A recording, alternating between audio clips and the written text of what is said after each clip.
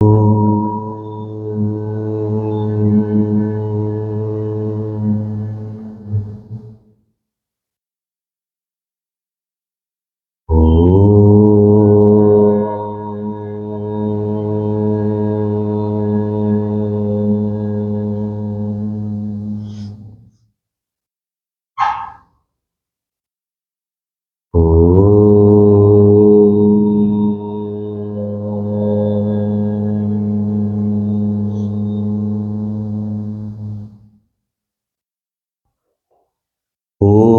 Shri Ganeshaya Namaha. Om Shri Saraswatyai Namaha. Om Shri Gurubhyo Namaha. Om Samasta Jana Kalyane Niratam Karunamayam Namami Chinmayam Devam Sadgurum Brahma Vidvaram. Om Mukam Karoti Vachalam Pangum Langhayate Girim Yatkripatamaham Vande Paramanandamadhavam.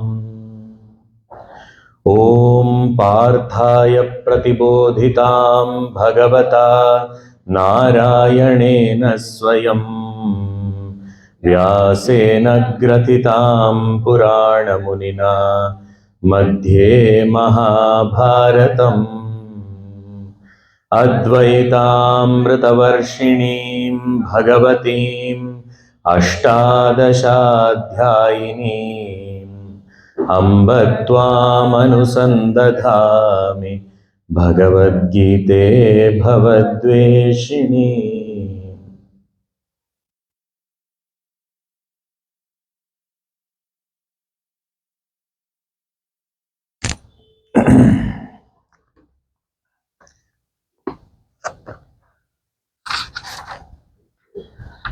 We are studying the third chapter of Bhagavad Gita, and in the first 8 verses, the thought development has been: first 2 verses, Arjuna poses a question to Bhagavan Shri Krishna as to if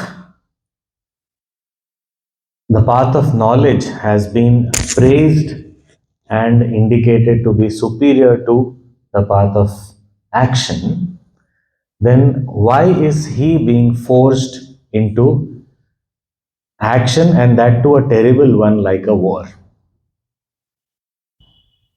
In response to this, Sri Krishna says there are 2 paths definitely available, but actually they are not totally disjoint.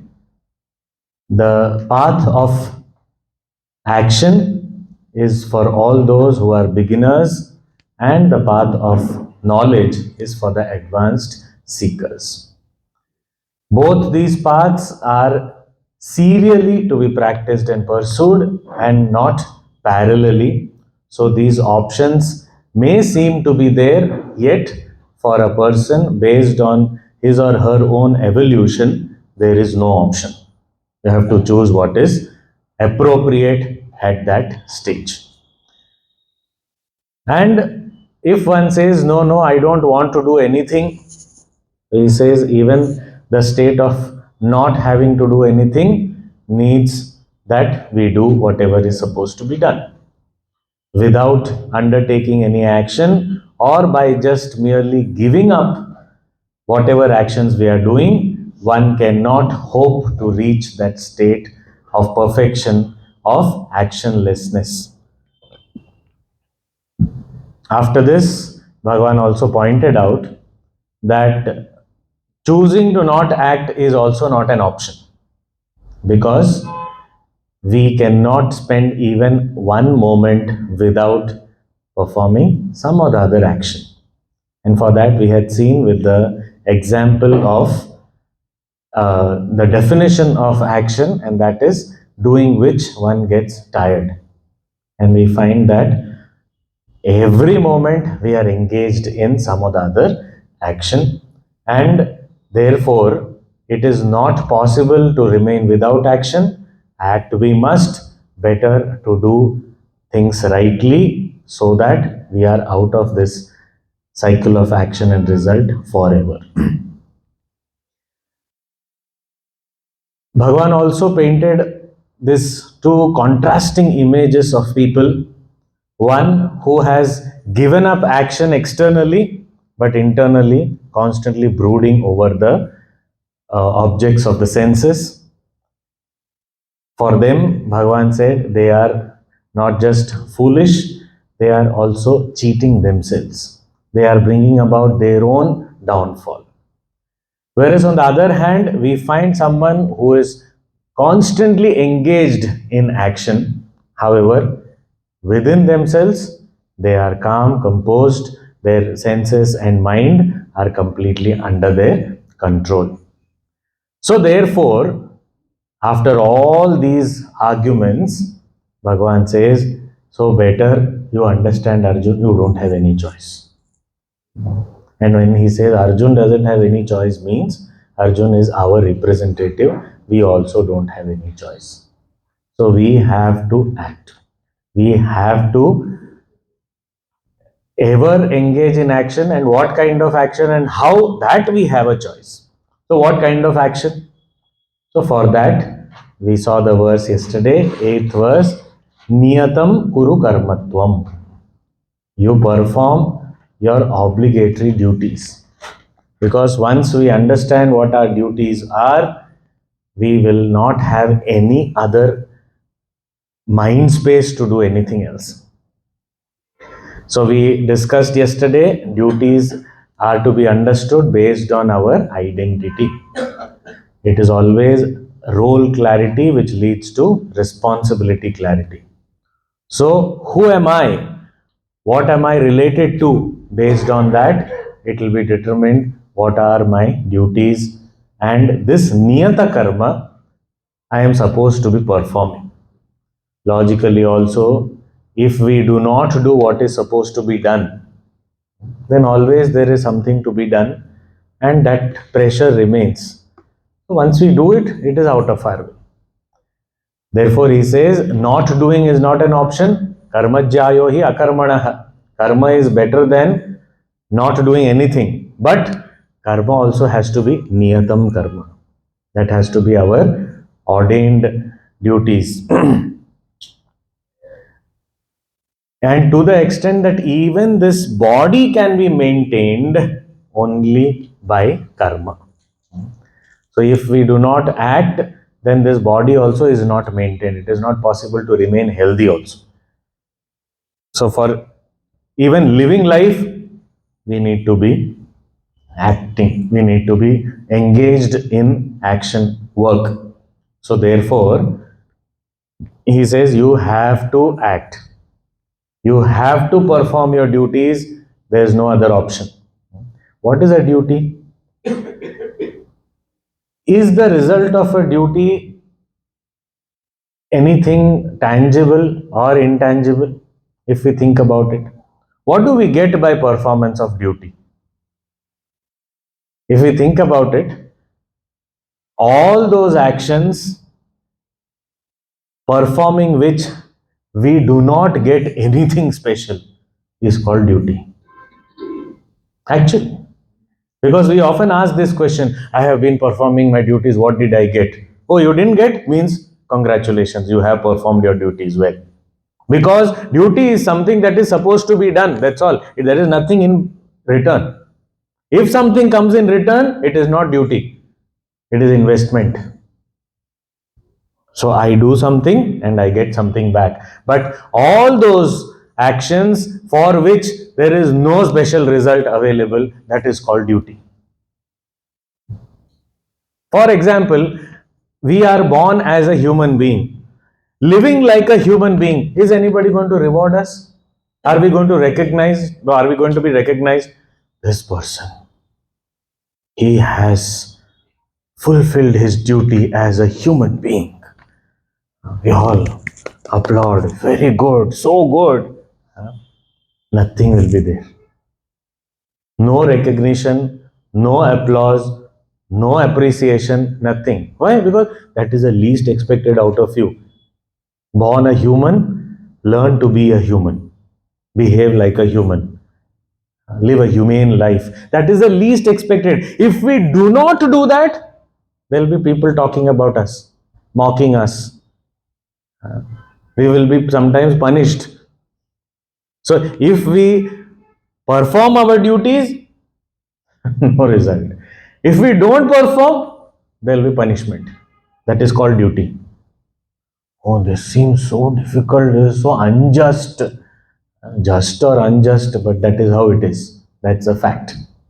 We are not going to be given any special privileges just because I have fulfilled my duties.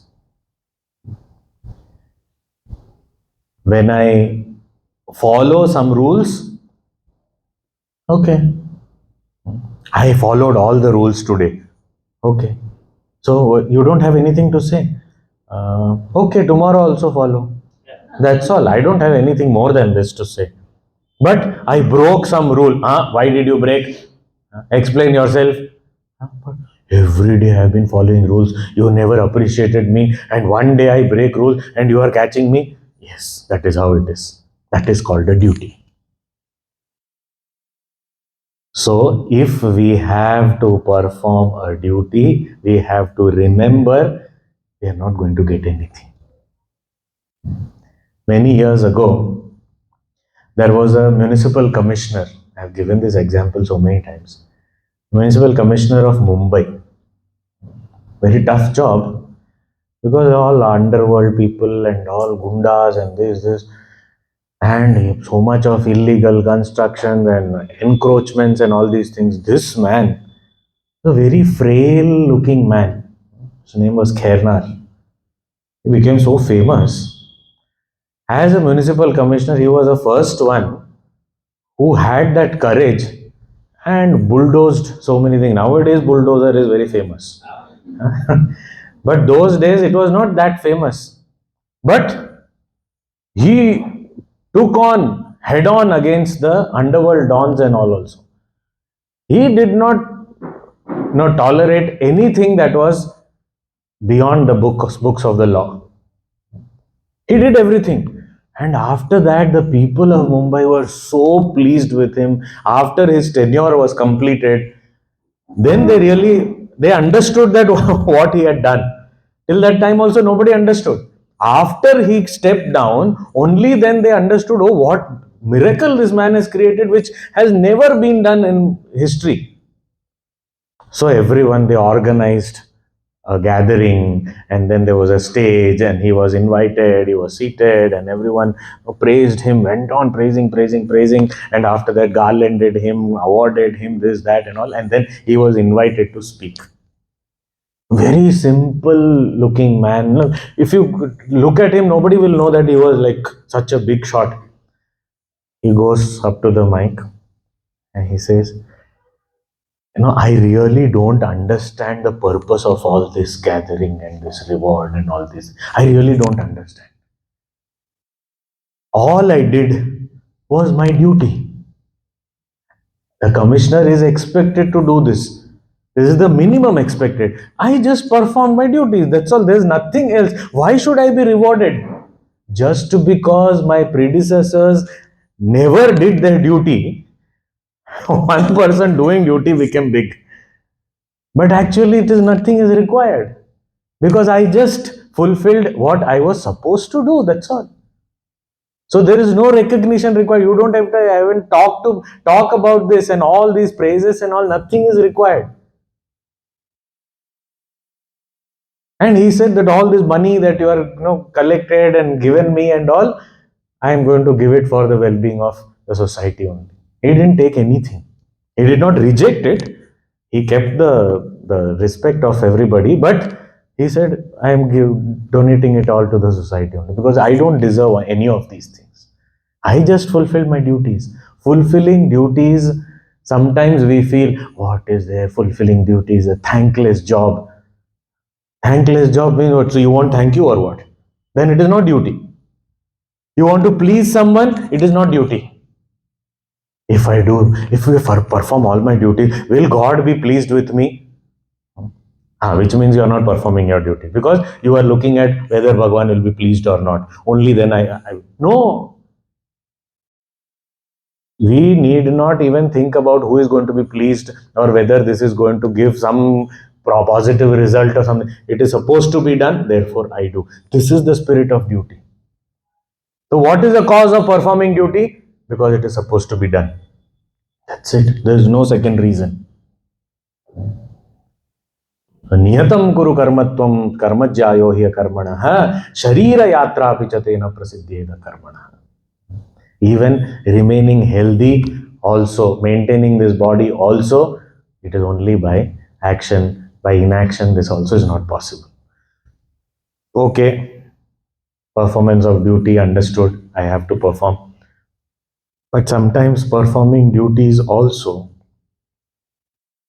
becomes, cause of bondage.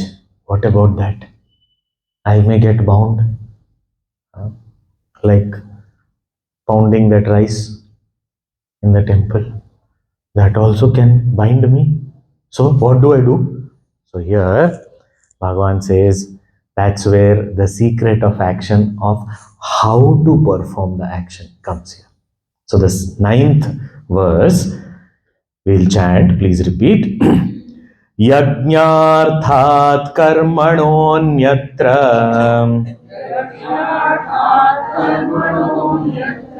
lokoyam karma bandhanah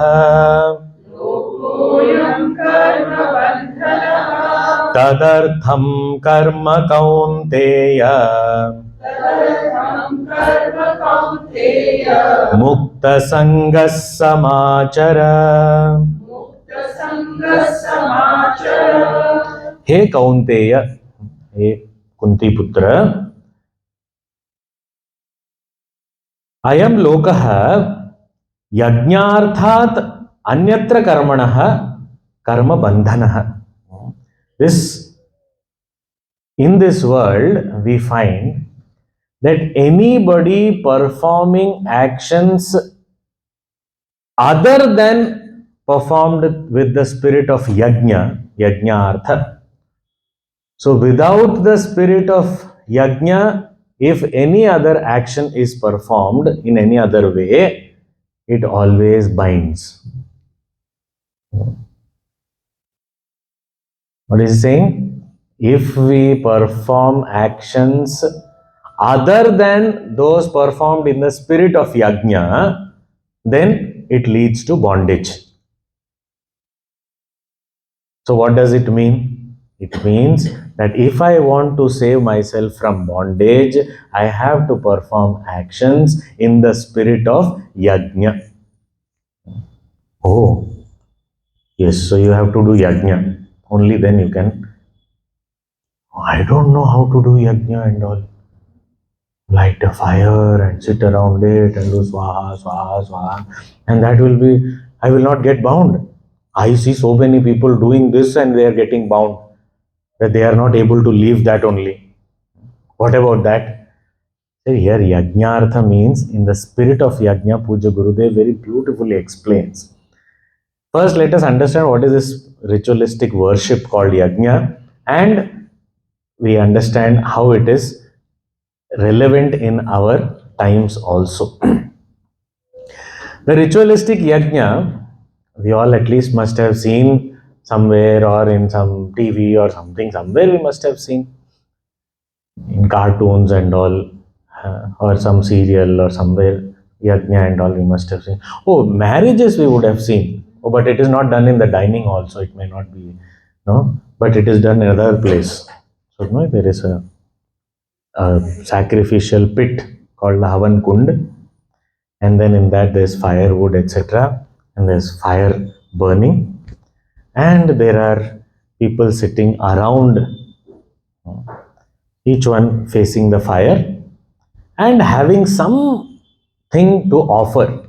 So sometimes it is some herbal mixture, sometimes it is rice balls, sometimes it is ghee, clarified butter, or sometimes different types of things. So there are different offerings that they are offering. And then all that goes in, and it is not just that they are sitting and just throwing something or the other. there is also some mantra is chanted. So there will be some people who are leading the chanting also. So some people will be leading the chanting. Everyone may be chanting together in chorus. And then there is someone who is telling, instructing also that now you offer. So there is a utterance. After the mantra, there is an utterance swaha. And after swaha, it is a idam namama. So this way, all this ritual with everybody.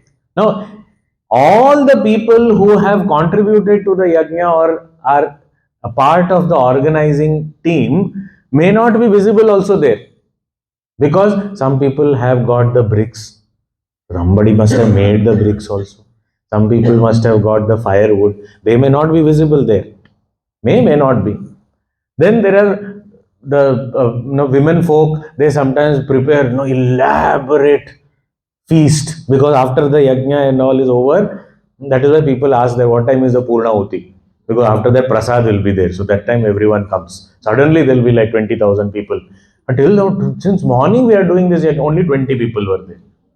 And suddenly all these people, why? Prasad time. Everyone is very interested in prasad. So, but who makes? Just like that came. Somebody has organized that also. And that food also is offered in the fire. But those people are not visible. So there are some people who are visible, some people who are not, some people have contributed something greater, something lesser, all these people, and then they are all, whoever is available, they are all sitting outside around the fire pit, looking at the fire and offering, saying swaha idam namama. There is somebody leading the chanting, somebody overseeing the whole thing and ensuring that everything is happening in the right manner. So this is what a ritualistic worship is all about. Now, Puja Gurudev says, yajna in the modern context is nothing but a cooperative endeavor. Cooperative endeavor means we all together, coming together, we work together for a common goal. And common goal, not something very ordinary, something great, something noble, something greater than each individual who is working together. The well-being of everybody. So that great goal is represented by the fire in the yajna, the ritualistic yajna. And everybody, if we look at it, those people who are performing the yajna, everyone is looking at different directions, right? Somebody is facing the east, somebody is facing the north, somebody is facing the west, all different directions. But they are still facing, all of them are facing the fire. So it may seem that everybody is facing different directions, but everybody is actually centered on the goal to be achieved. And that is a common goal that we all want to achieve. So that goal inspires us. All of us seemingly are facing different directions, yet we are facing the goal from our own places. Okay, what about the contribution towards this? If we have a common goal and we are all working together towards it, does that mean that everyone has quantitatively and qualitatively equal contribution? No. It depends. Some may contribute something that is visibly great. Some people may contribute something subtle which is not visible at all. So some people have just supported it. Somebody will say, okay, whatever you want to get, you get. I will, give you the money to do it. Now that person is not visible also. That seems to be like he is doing nothing. You see, he didn't even come for the yajna, but he sponsored it.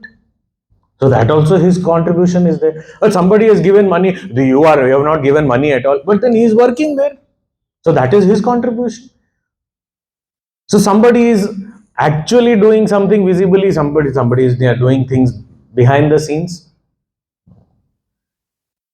But each one is contributing according to their own capacity, according to their own way, in a different, unique way. And their own contribution, and each contribution is necessary. In the yajna now, the fire is burning, it is the wood only that will burn. Yes, true. But then the bricks are equally necessary. Otherwise, it cannot be done. The cow dung cakes are equally necessary. The firewood is equally necessary. People who are sitting around and offering that is also equally necessary. Somebody is cooking food somewhere else, that is also equally necessary. So each one's contribution, it may be visible, it may be invisible, it may be big, it may be small, it may be something gross, something subtle, whatever it may be, all are contributing. And the beauty is, nobody is looking at somebody else's contribution and judging them, because everyone is looking at the goal. In the ritualistic worship, when we are there, we are focused on the fire. We chant the mantra, we say Swaha, Idam Namama. We are not looking at how much did you put.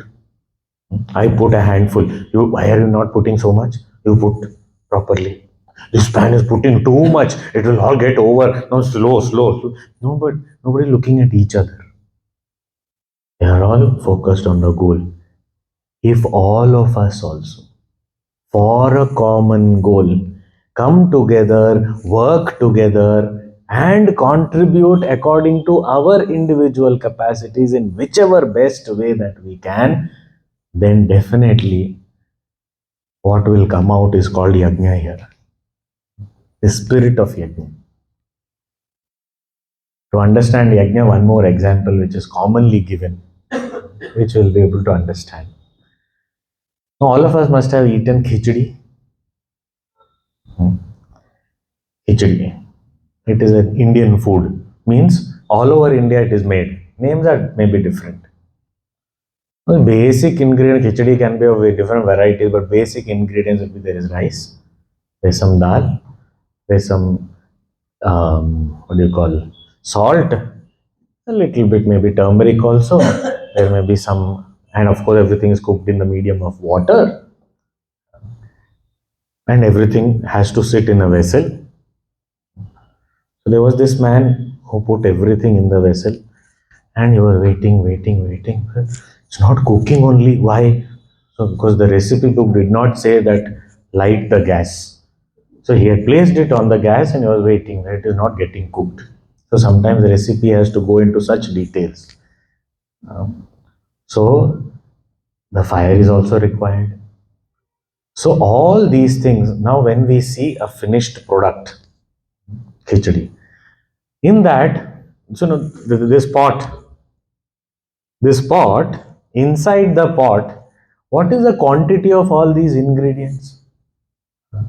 The rice and dal obviously will be more, water will be more. If salt says that there should be equality, salt says as much rice goes in, so much weight of salt also, I also want to go in. Should have equality in society. Nowadays we are finding such things. There should be equality. Everyone should be equal. Okay. So you put 1 kg of rice, 1 kg of salt. Something will be there, but it will not be khichdi. And nobody would want to eat it. We have to understand that, oh no, salt, I know that, that much common sense I have. Salt, but salt and turmeric, what about that? See, salt and turmeric also, the quantity may be similar, but turmeric is visible, salt is invisible. The salt does not say, I want to be visible. Once you put in your mouth, we will know salt is there.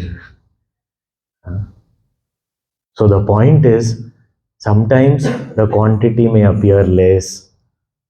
I am not getting prominence. I am not getting opportunities. It is not about opportunities. Your one pinch of you is good enough. That is creating a difference and that is contributing to what is required. And sometimes you have to jump in kilos together. Only then you will be able to contribute. The dal cannot say only so much salt, then why should I go in with so, in big quantities, little bit only I will go in. No. Everything has its own contribution to make in its own quantity and quality. This has to be understood. This is cooperative endeavor. So there is no equality possible in this manner, quantitative, qualitative way. We are all different. Let us understand that. Differences will remain. We need to accept the difference and we need to contribute to a common cause, to a common goal in our own unique way. It cannot be compared with others. That is the spirit of yajna. Sometimes we sit for brainstorming. Let us sit down and think about what all can be done and all. And brainstorming, what happens is we start throwing ideas. Okay, let's do this, let's do this, let's do this. And then after lots of ideas gathered, then we sit down to, okay, rationalize and zero in, shortlist ideas. Now, if I say, you took 5 ideas, you have not taken mine. Why are you not taking mine? Which yours? Because when we throw ideas, we have thrown, gone. It is not mine anymore. Now it is an idea on the table. Whatever is picked up has to be in line with everyone's common goal. If it is useful, it will be picked up. It is not, it won't be picked up. It is mine. As soon as I say it is mine, I have lost the spirit of yajna. The spirit of yajna, in the spirit of yajna, it is always that what is the common good, what is the goal, how the goal will be achieved. That is my thinking. It is not about whether my thing has happened or not, my thing has worked or not. So this, with this spirit, in the finished product, and very important part is all these ingredients jump into the pot in the medium of water and they have to be cooked. Tapna padta hai. That heat. So sometimes when we come together to work, there are fireworks. There is some friction, there is some disagreement. All this is a part of it. But when it is cooked together, we don't give up on each other. We don't jump out of the pot. As long as we remain in the pot, and we may be interacting and there will be no bubbles coming out, dum, dum, dum, dum. Inside what all is happening. But it is all inside the pot. Till the time it remains in the pot. And understand that we have to work together, work together. The dal takes longer to cook. The rice is already cooked. And it is saying, hey, dal, get cooked fast. Why should I unnecessarily sit here? Now I have started, no, and the rice starts sticking to the bottom. And it has to be constantly scrapped. So this whole thing, just imagine if all these are living beings. One dal and rice and salt and everyone is talking to each other. Why are you taking so long? Come on, quick, quick, quick, quick. I am doing my best. Why are you like this? No, don't shout at me like that. I have completely gone. I am lost now. I have disappeared. Now, please, please get done fast. This is too hot. Come on, I want to get out of this. When will this gas be switched off? All this, they are talking to each other, and there is like so much happening. But after the gas is switched off, then when we open the lid, and then you see, okay, after peeping in, can we see where is rice, where is dal, where is that turmeric, where is that salt, where is that water? Can we separate them? All have become one. That one, how did they become? Because of that tapas in that pot, heating up, agreeing to remain in that heat and not giving up on each other. They may have disagreements and all, but holding on to each other. And then finally, in those testing times, when they held on to each other, they became one. And when they became one, then they can give joy to everybody. This is what is the spirit of yajna. When we all also come together for a common noble goal, and there may be different ways of working, there may be different kinds of contributions, there may be different understandings, misunderstandings, disagreements, all these things, but we don't give up on each other. We hold on to each other and go through that, and at the end of it, then what happens? We say we stand as one family, bound to each other with love and respect, like khichdi. That's what is a beauty. So this spirit of yajna, if we can act, he says that is the only way of not getting bound. Why? Because our mind is focused on the goal and not on myself or another person. Bondage comes only when I am either focused on myself. Myself means what? A limited entity who has strengths, weaknesses, all these things. I feel very proud of my strengths and I feel embarrassed about my weaknesses. So I am thinking about myself, or I am thinking about others and comparing myself with others, and others have their own journey. So this type of thoughts, these are all not there in my mind. My mind is elevated to the goal, and that goal is constantly filling me with enthusiasm, dynamism. My direction is clear, it is giving me a lot of strength, and focused on the goal, I keep on moving ahead. There is no bondage. If it is achieved, we all have achieved. If it is not achieved, let's work together again and achieve it. So then we start talking the language of we rather than I. So this spirit of yajna, Bhagavan is saying, if one doesn't work with the spirit of yajna, then it will lead to bondage. Bondage is inevitable. Any karma, it will lead to bondage. So what is the spirit of yajna like? If we have seen the jackfruit, etc., when you cut open jackfruits and all, it's a very sticky thing. As soon as so how do you avoid? You apply some oil. And oil is applied, and then you cut it open, and all the stickiness will not come on to the hands. This yajna bhavana is like that. It is like the layer of oil which does not let that karma stick or get us stuck in that karma. Yajnarthat anyatra. Yajnarthat karmanah anyatra lokoyam karma bandhanah.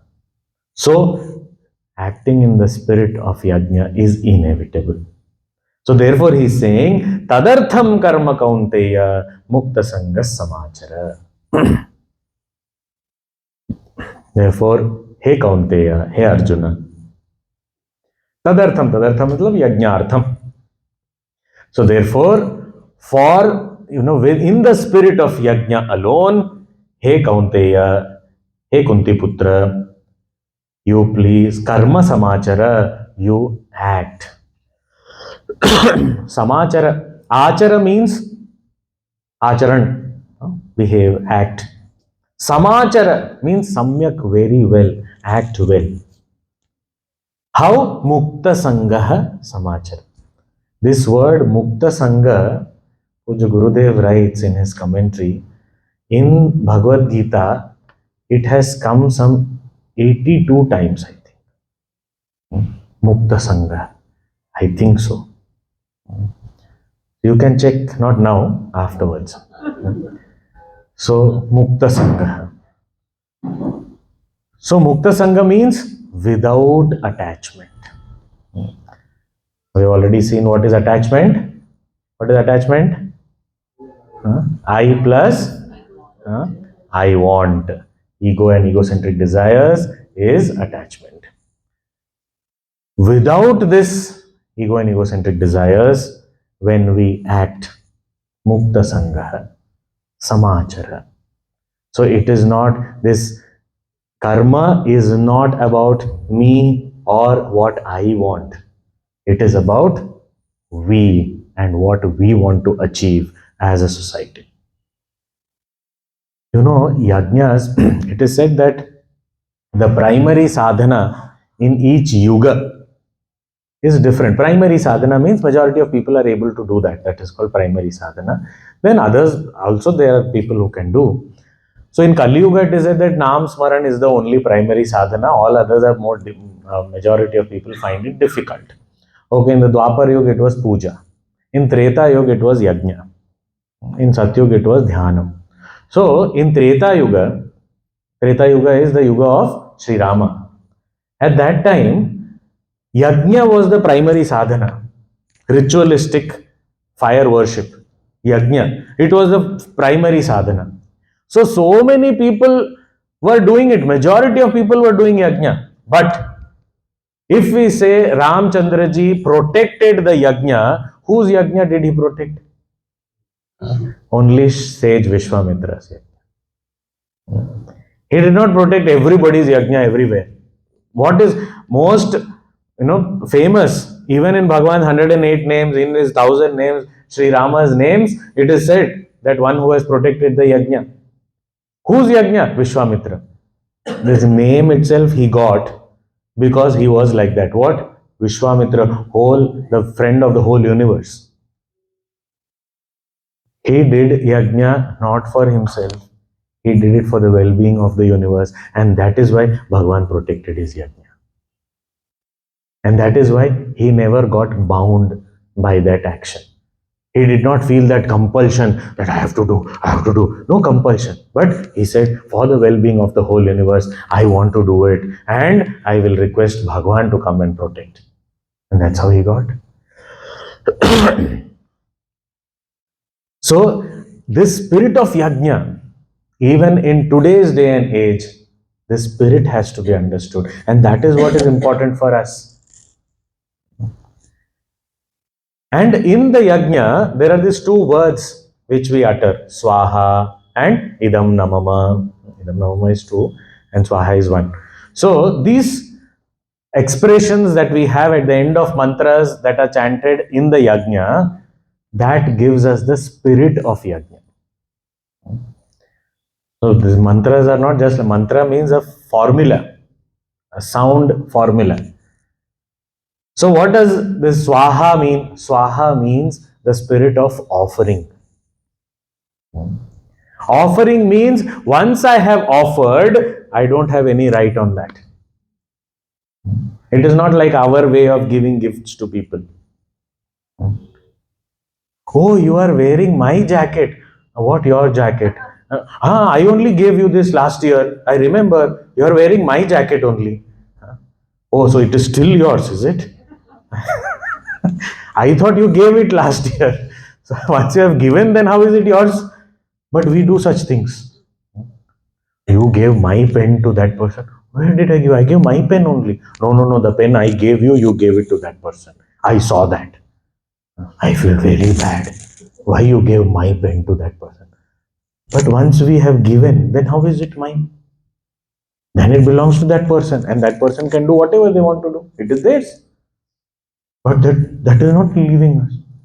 Swaha means offered over. And what kind of offered? Yajna means once it is offered, it is in the fire, means reduced to ashes. Now you can't get it back. I put one banana there.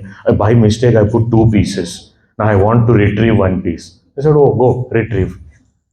You also jump in. Sometimes people do that, that Holika Dahan and all. They will put that coconut inside. But they will really not put. Because they don't want to put. After some time, they will take it back. So in that fire, half cooked coconut. It is very tasty. So I will take it away. Which means you are not offering only. Earlier, we used to put and others used to pick it up, like the underprivileged and all. They would come and pick it up, and it was fun for them also and all. Elders used to offer it, and then youngsters used to pick it up and they used to distribute and all. That all is different. Now we only will put near the fire, not inside, and then slowly, then we'll take one stick also from home only. That we will take it.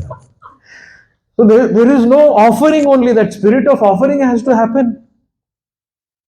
So many times, even in giving others, whatever we do, when we give, it is over. But like giving in fire, that's all. After that, you don't get it back. You don't have any right. Whatever happens. So this swaha, complete giving up, but for something higher. So that is called dedication. This dedication is very important. Even in your books and all, when we read, so then the first page it is, this book is dedicated to so and so. Dedication. That dedication is very important. That gives us the inspiration. That gives us a direction. So am I performing my actions with dedication? There's an equation. Job plus dedication is equal to joy. JOB plus dedication, then the B changes to Y. Joy. So this Swaha, that spirit, but sometimes even after offering, there will be always that I offered. I always, when I give it, I don't even, I don't remember also, I don't know. I just give it. I am always like this only. Whatever is said here, I live like that only. So I. That also has to go. Therefore, Swaha idam namama. This is not mine. Not mine anymore, of course. But this giver, that act of giving, I did, that also I want to offer and get rid of. I don't want that also. Na mama, not mine. So it is not my offering. I have done. It is not like that.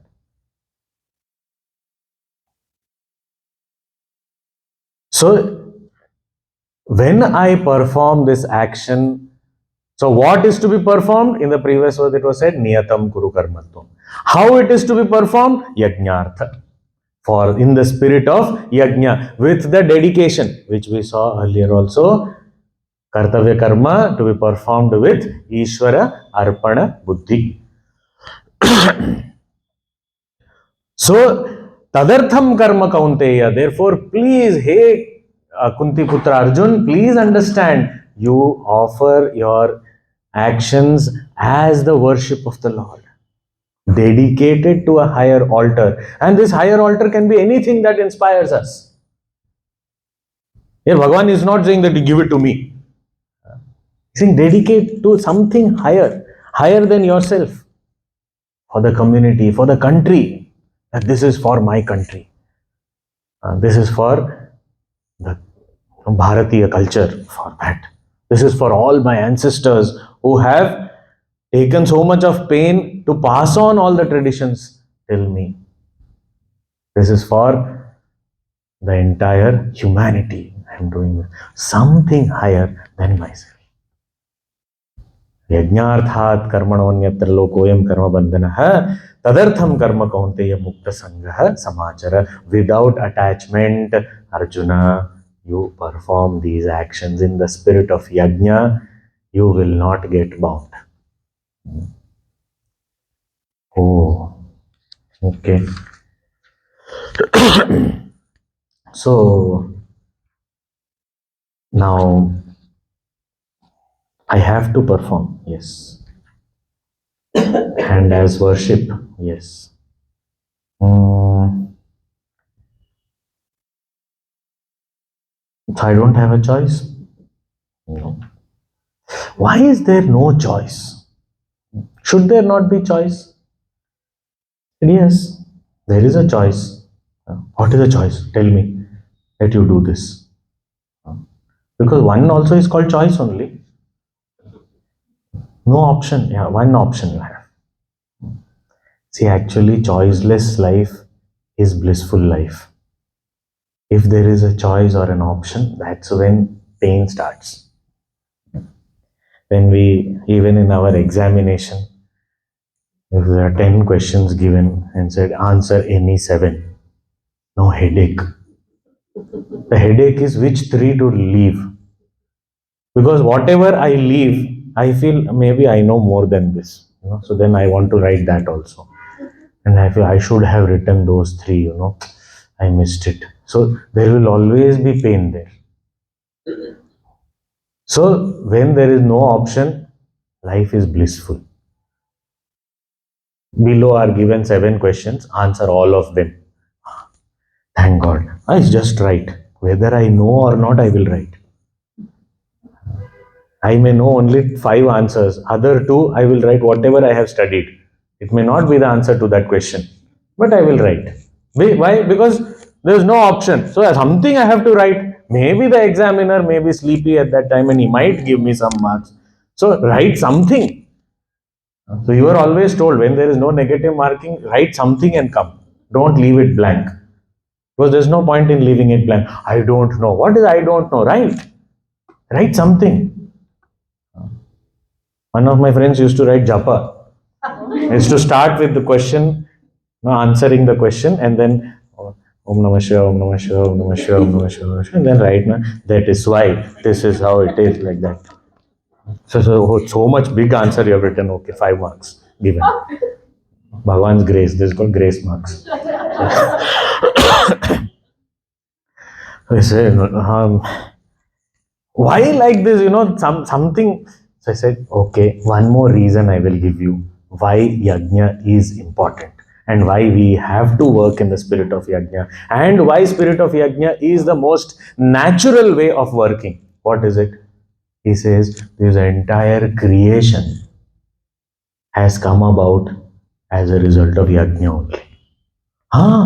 Yes. So that's the next verse he's saying, verse number 10. सह यज्ञाः प्रजा सृष्ट्वा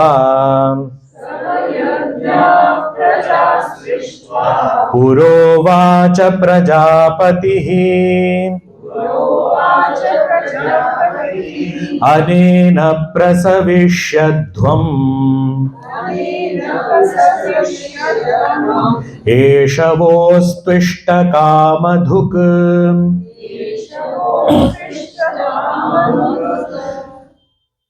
Praja Srishtva, Prajapati, this creator, he created this whole universe. How? Saha Yajna. As a part of Yajna. Now this is a reference to the Vedic hymn called Purusha Suktam, where it is said that cosmic being, the Virat Purusha only, became this entire universe. So this one reality manifested as this world of plurality. So it is in the spirit of yajna that one became the many.